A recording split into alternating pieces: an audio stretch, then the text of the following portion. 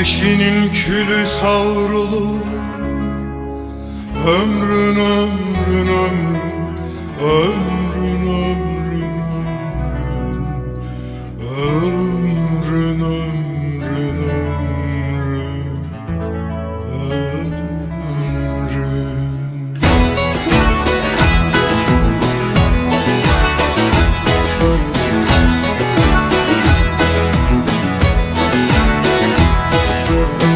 Bir can edeyim tüm canlılar içinde,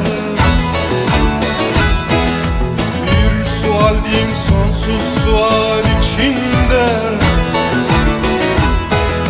Seyahat olup gezdim özüm içinde, gözün tanımaya yetmiyor. Ömrün ömrün ömrün, ömrün ömrün ömrün, ömrün ömrün ömrün, ömrün.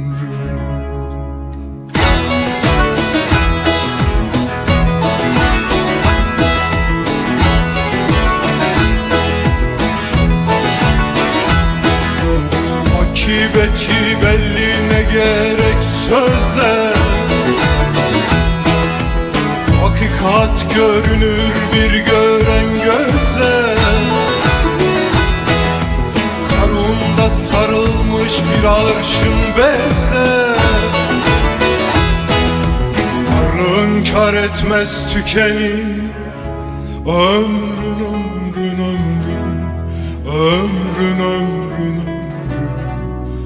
ömrün, ömrün ömrün ömrün, ömrün.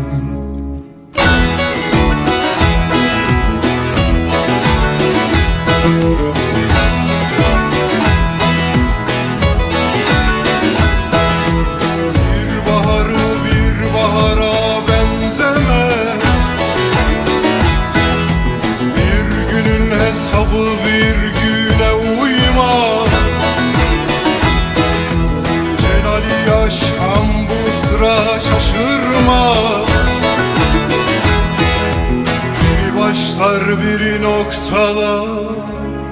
Ömrün ömrün ömrün, ömrün ömrün ömrün, ömrün.